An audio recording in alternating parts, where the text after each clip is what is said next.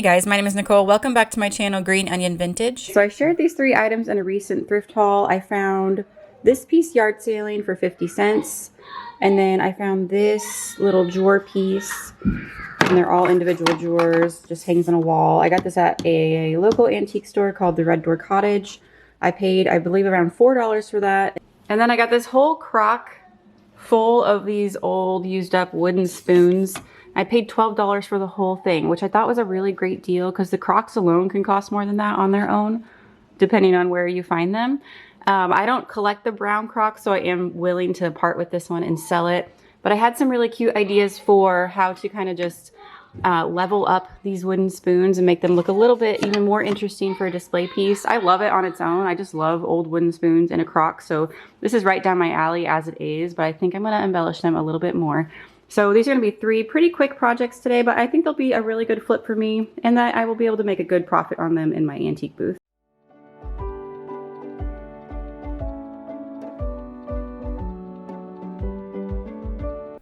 First up, I'm going to be painting this little wall hanging with the Fern green paint from Walmart. This is the Waverly brand paint, very affordable. It's one of the first chalk paints I started out with years ago before I moved on to a little bit more higher end brands, but still a really trusty brand to go with if you're just starting out or if you're just doing a little project like this. So it's the Waverly brand. You can find it at Walmart. And they have a ton of great colors. I haven't looked in a long time to see if they still offer the Fern color, but it was one of the first colors that I use on a very regular basis and kind of kicked off my business with. So this color holds a dear place in my heart, and I love how it kind of transformed this piece from just something kind of shabby on the wall into something that's more of a statement piece and perfect for spring with a lot of nice garden vibes.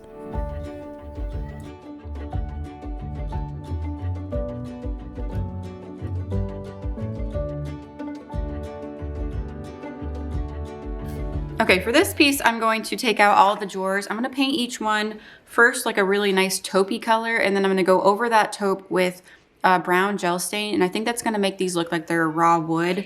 And then the body of it, I'm going to paint black. And then I, of course, don't love this heart cutout. I have a pretty hard rule about selling anything with hearts on it. I don't know, it's just not my vibe. So I think I'm going to actually make like a miniature little green wreath to cover the hole. Or if I feel like that doesn't look good in the end, I'll figure out some other way, maybe just like put a piece of wood over it and glue that on. There's lots of options there for covering that up, but that would probably be the hardest part of this. Otherwise, it's just a little painting project. I might stamp little numbers on the drawers when I'm done, but I'm just gonna see how it looks once it's all painted and then go from there.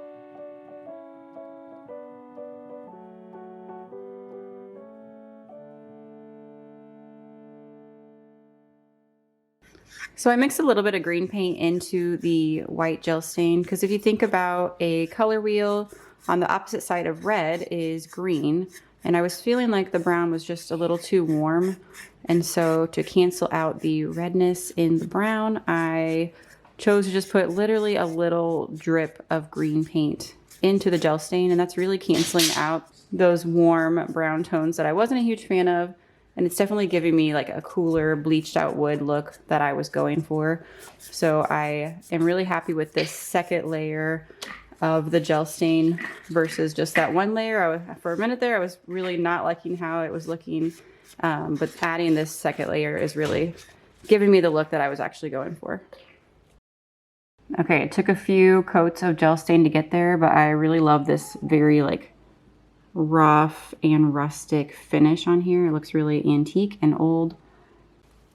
So for the wreath part, I actually have these mini wreaths that I got in a pack of 3 at Target Dollar Spot. They came like in a little package. I had this on top.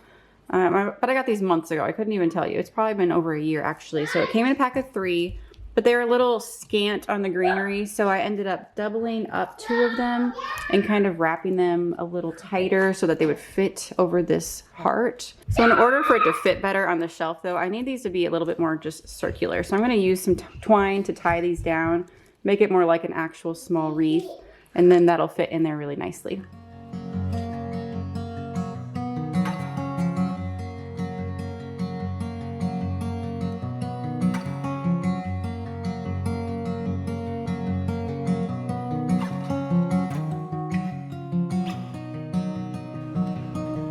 Now these are the kind of details that I love and I think make things really special, but they're also totally optional. I know this is quite tedious. I have these leftover little tiny words. I mean, they're so little, from one of the transfers that I shared in my last DIY video, I think, one of the newer IOD transfers. It looks like this, Millot's pages. So it's the newer one, and I used up all the rest of the floral sheet except for the very bottom, including all of the little words. So I'm just gonna cut out 1 word for each of these drawers here. So here's how it's looking so far. The gel stain's pretty much dry, and I'm just gonna put 1 on each drawer, and I think that's just gonna be the perfect little final touch. I don't have a stamp small enough. I was hoping to stamp these, and I couldn't get the knobs off. I really wanted to use these new round stamps I have, like to go behind the knobs, but they're actually just glued on, so I didn't really want to break them all off and then glue them back on. That was just a little bit more work than I wanted to do. So right now I'm just going to go ahead and put a teeny tiny word on each drawer, and then I think this one's going to be all done.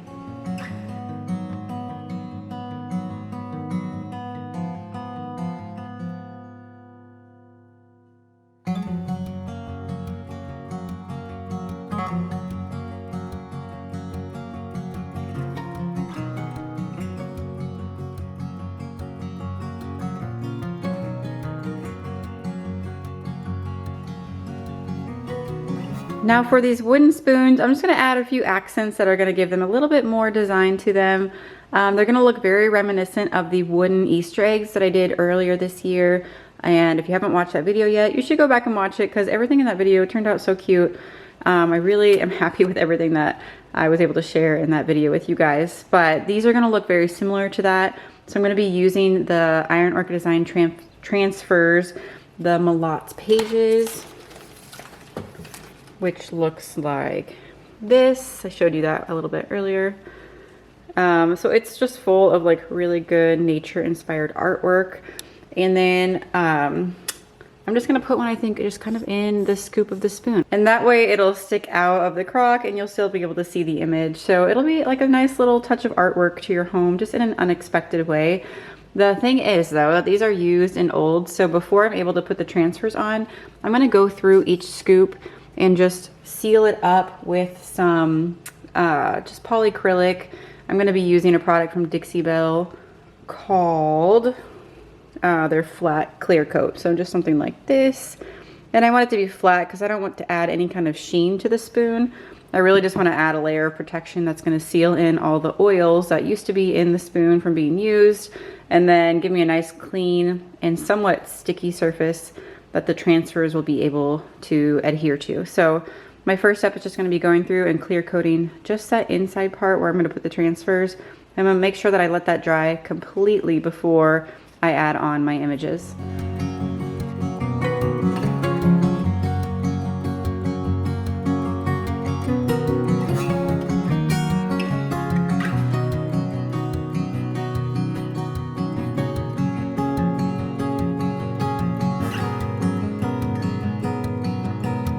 So I have some transfers laid out that I want to use on these spoons, and then I also think I'm going to stamp at least 3 of them with just like an old-timey looking number from this new stamp set.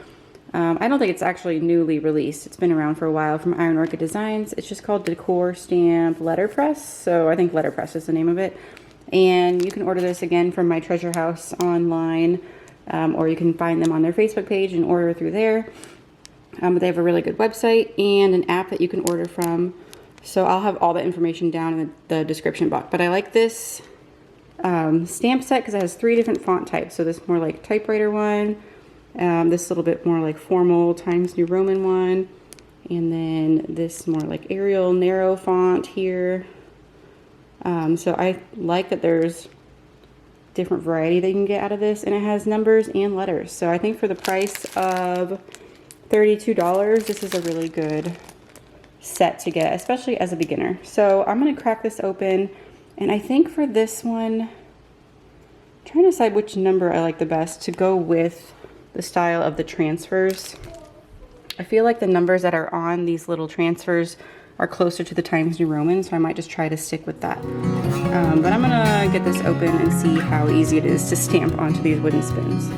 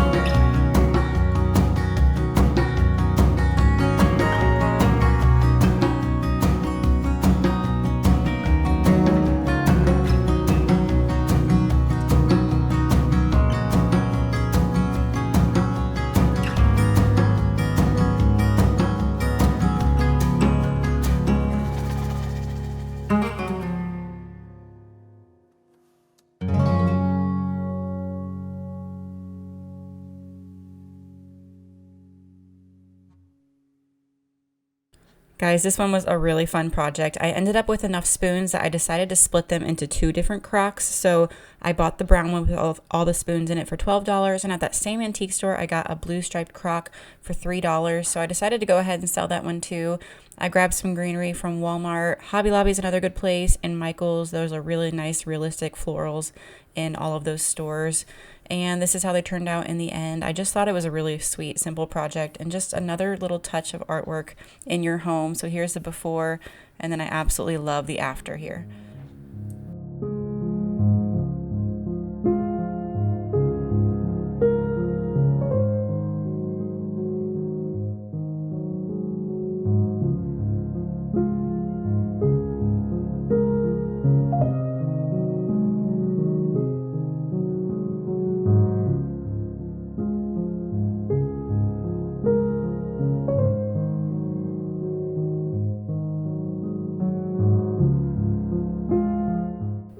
Thank you guys so much for watching today. I would love to hear what your favorite project was down in the comments below, and I will see you in the next video. Bye.